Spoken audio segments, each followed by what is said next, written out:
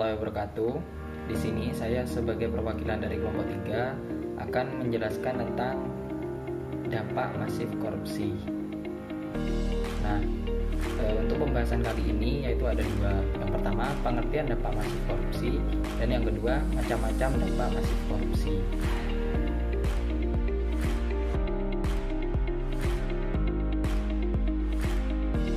Yang pertama, pengertian dampak masif korupsi. Pengertian dampak masif korupsi dapat diuraikan secara satu persatu. Yang pertama itu dampak. Dampak adalah pengaruh sesuatu yang menimbulkan akibat atau benturan-benturan yang cukup hebat sehingga menyebabkan perubahan. Kemudian masif. Masif memiliki arti sesuatu yang kuat dan kokoh yang terjadi secara besar-besaran atau dalam skala yang luas. Kemudian korupsi.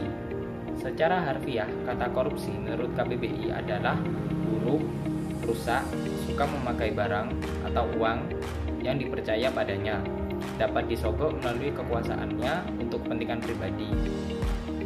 Secara terminologi, korupsi adalah penyelewengan atau penggelapan harta milik negara atau perusahaan.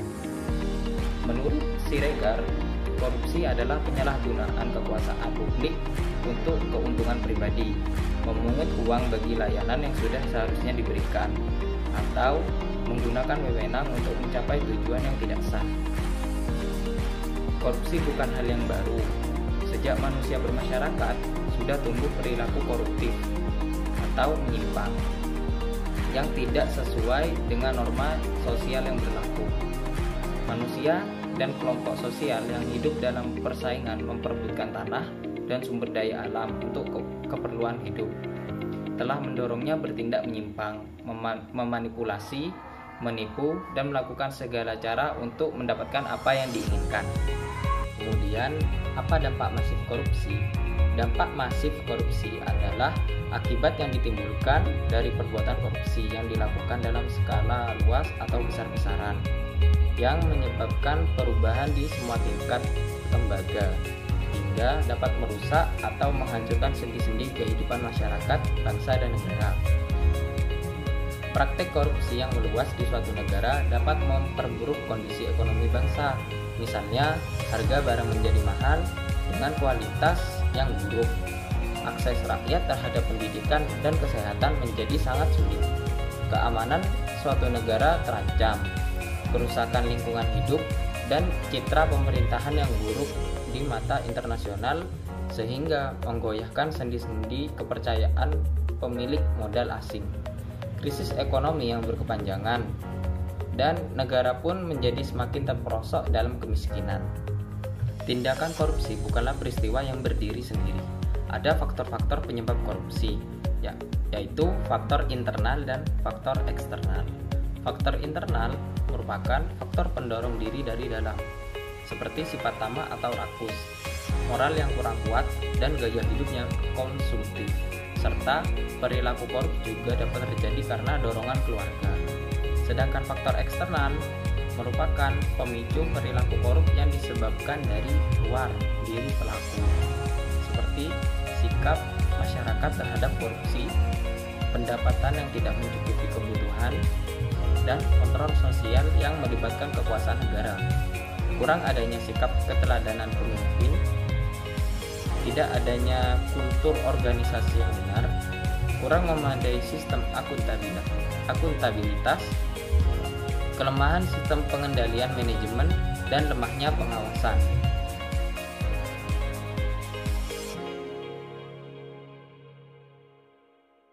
Yang pertama, dampak ekonomi. Korupsi merupakan salah satu dari sekian masalah yang mempunyai dampak negatif terhadap perekonomian suatu negara dan dapat berdampak merusak sendi-sendi perekonomian negara. Korupsi dapat memperlemah investasi dan pertumbuhan ekonomi. Contohnya, A. Menghambat investasi dan pertumbuhan ekonomi. Mengapa demikian? Fakta bahwa penurunan skor IPK sebesar 0,78 akan mengurangi pertumbuhan ekonomi yang dinikmati kelompok miskin sebesar 7,8%. Ini menunjukkan bahwa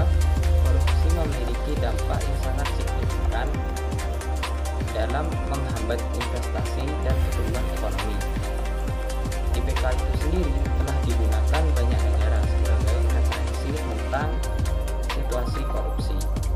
IPK merupakan indeks gabungan yang mengukur persepsi korupsi secara global, yang merupakan gabungan yang berasal dari 13 data korupsi yang dihasilkan oleh berbagai lembaga independen yang kredibel. IPK digunakan untuk membandingkan kondisi korupsi di suatu negara terhadap negara lain. IPK juga dapat mengukur tingkat korupsi di sektor publik, yaitu korupsi yang dilakukan oleh pejabat dan komisi. Kemudian B, melemahkan kapasitas dan kemampuan pemerintahan dalam program pembangunan yang meningkatkan perekonomian. Mengapa demikian? Pada institusi pemerintahan yang memiliki angka korupsi rendah, layanan publik cenderung lebih murah dan lebih baik. Jadi dapat disebutkan bahwa tingginya angka korupsi ternyata akan memperburuk layanan kesehatan dan pendidikan. Konsekuensinya, angka putus sekolah dan kematian bayi mengalami peningkatan. Korupsi juga turut mengurangi anggaran pembiayaan untuk perawatan fasilitas umum seperti perbaikan jalan sehingga menghambat roda perekonomian. Kemudian C, meningkatkan utang negara. Mengapa demikian? Kondisi perekonomian global yang mengalami resesi melanda semua negara termasuk Indonesia. Kondisi ini memaksa pemerintah untuk melakukan utang untuk menutupi defisit anggaran. Jadi dapat disimpulkan bahwa korupsi makin memperparah kondisi keuangan negara. Kemudian D, menurunkan pendapatan negara. Pendapatan per kapita di Indonesia sendiri sudah sangat rendah. Pendapatan negara terutama berkurang karena menurunnya pendapatan negara dari sektor pajak. Nah, pajak di sini menjadi sumber untuk membiayai pengeluaran pemerintah dalam menyediakan barang dan jasa publik. Kondisi penurunan pendapatan dari sektor pajak diperparah dengan korupsi pegawai pajak yang memperkaya diri sendiri maupun kelompok. Kemudian E, menurunkan produktivitas. Lemahnya investasi dan pertumbuhan ekonomi serta menurunnya pendapatan negara akan menurunkan produktivitas. Hal ini akan berdampak pada meningkatnya pengangguran. Ujung dari penurunan produktivitas ini adalah kemiskinan masyarakat akan semakin meningkat. Kemudian 2. Dampak terhadap pelayanan kesehatan. Dampak korupsi di bidang kesehatan antara lain tingginya biaya kesehatan, tingginya angka kematian ibu hamil dan menyusui, tingkat kesehatan masih buruk, dan lain-lain. Apabila korupsi terjadi di berbagai level, maka akan terjadi suatu keadaan seperti A. Organisasi rumah sakit menjadi sebuah lembaga yang mempunyai sisi bayangan yang semakin gelap. B. Ilmu manajemen yang diajarkan di pendidikan tinggi menjadi tidak relevan. C. Direktur yang diangkat karena kolusif, misalnya harus membayar untuk menjadi direktur, menjadi sulit menghargai ilmu manajemen. Kemudian D. Proses manajemen dan klinis di pelayanan juga cenderung akan tidak seperti apa yang ada di buku teks. Akhirnya terjadi kematian ilmu manajemen apabila sebuah rumah atau lembaga kesehatan sudah dikuasai oleh kultur korupsi di sistem manajemen rumah sakit maupun sistem penanganan klinis. Kemudian yang ketiga, dampak sosial dan kemiskinan masyarakat. Korupsi berdampak merusak kehidupan sosial di dalam masyarakat. Kekayaan negara yang dikorup oleh segelintir orang dapat menggoncang stabilitas ekonomi negara yang berdampak pada kemiskinan masyarakat dalam negara. Dampak pada aspek sosial diantaranya A. Meningkatnya kemiskinan. Korupsi dapat meningkatkan kemiskinan karena tingkat korupsi yang tinggi dapat menyebabkan kemiskinan setidaknya untuk 2 alasan. Yang pertama, bukti empiris menunjukkan bahwa tingkat pertumbuhan ekonomi yang tinggi berkaitan dengan tingkat pengurangan kemiskinan yang tinggi pula. Korupsi akan memperlambat laju pengurangan kemiskinan, bahkan meningkatkan kemiskinan karena korupsi akan memperlambat laju pertumbuhan ekonomi. Kedua, ketimpangan pendapatan akan berefek buruk terhadap pertumbuhan ekonomi, sehingga jumlah orang yang menjadi miskin akan bertambah. Kemudian B, tingginya angka kriminalitas. Korupsi menyuburkan berbagai jenis kejahatan yang lain dalam masyarakat. Semakin tinggi tingkat korupsi, maka semakin besar pula kejahatan. Menurut Transparency International, terdapat pertalian erat antara jumlah korupsi dan jumlah kejahatan. Rasionalnya, ketika angka korupsi meningkat, maka angka kejahatan yang terjadi juga meningkat. Sebaliknya, ketika angka korupsi berhasil dikurangi, maka kepercayaan masyarakat terhadap penegak hukum juga meningkat. Kemudian C, demoralisasi korupsi yang merajalela di lingkungan pemerintah. Dalam penglihatan masyarakat umum akan menurunkan kredibilitas pemerintah yang berkuasa. Jika pemerintah justru memakmurkan praktik korupsi, maka lenyap pula unsur hormat dan kepercayaan masyarakat kepada pemerintah. Praktik korupsi yang kronis menimbulkan demoralisasi di kalangan warga masyarakat. Demoralisasi juga merupakan mata rantai dampak korupsi terhadap bidang pendidikan, karena korupsi menyebabkan biaya pendidikan tinggi, angka putus sekolah tinggi, dan banyaknya sekolah yang rusak, dan lain sebagainya. Kemudian yang keempat, dampak birokrasi pemerintahan. Upaya pemerintahan mencanangkan clean government dalam upaya memberantas korupsi di kalangan birokrasi pemerintahan belum dapat menjamin menanggulangi korupsi. Berbagai jenis kebocoran keuangan negara masih saja terjadi dan berdampak pada pelayanan publik yang dapat terganggu. Dampak dari birokrasi pemerintahan itu contohnya: A. Korupsi menghambat peran negara dalam pengaturan alokasi. B. Korupsi menghambat negara melakukan pemerataan akses dan aset. C. Korupsi juga memperlemah peran pemerintah dalam menjaga stabilitas ekonomi dan politik. Dengan demikian, suatu pemerintahan yang terjadi wabah korupsi akan mengabaikan tuntunan pemerintah yang layak. Kehancuran birokrasi pemerintah merupakan garda terdepan yang berhubungan dengan pelayanan umum kepada masyarakat. Korupsi menumbuhkan ketidakefisienan yang menyeluruh di dalam birokrasi. Yang kelima, dampak terhadap politik dan demokrasi. Korupsi tidak terlepas dari kehidupan politik dan demokrasi.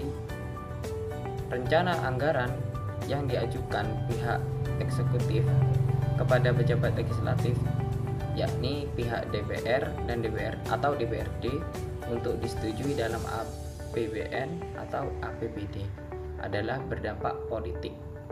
Anggaran APBN atau APBD yang dikucurkan ke masyarakat, implementasinya harus dapat dipertanggungjawabkan secara accountable kepada masyarakat dan bebas dari intervensi kepentingan pribadi maupun golongan tertentu.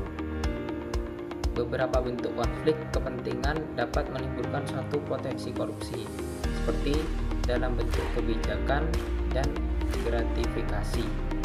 Indonesia merupakan negara demokrasi di mana masyarakat dapat ikut serta dalam pengawasan terhadap jalannya pemerintahan. Yang keenam, dampak terhadap penegakan hukum. Korupsi adalah penyakit moral dan kecenderungan semakin berkembang dengan penyebab multifaktor. Lemahnya penegakan hukum mendorong masyarakat lebih berani melakukan tindakan korupsi, sebab hukuman yang diperoleh lebih ringan dibandingkan nilai perolehan korupsi. Pihak yudikatif, eksekutif, dan legislatif yang seharusnya banyak berperan dalam mendorong gerakan pemberantasan korupsi malah banyak terlibat dan ikut berperan dalam KKN sebagai dampak dari penegakan hukum yang lemah. Kemudian yang ketujuh, dampak terhadap pertahanan dan keamanan. Korupsi dapat berdampak pada lemahnya sistem pertahanan dan keamanan nasional. Negara yang korup dapat memiskinkan masyarakat, dan rakyat yang miskin sangat rapuh dan mudah diintervensi oleh pihak-pihak yang ingin menongkrong pemerintahan. Dan pada ujungnya masyarakat dapat kehilangan arah dan identitas diri serta menipisnya sikap bela negara dan pertahanan dan keamanan. Kemudian yang kedelapan, dampak kerusakan lingkungan. Dampak kerusakan lingkungan akibat perbuatan korupsi sekarang ini sudah terjadi di mana-mana. Bukan saja lingkungan fisik, melainkan juga lingkungan sosial budaya. Kerusakan lingkungan akan menciptakan bencana yang sebenarnya dibuat oleh manusia. Contohnya, A.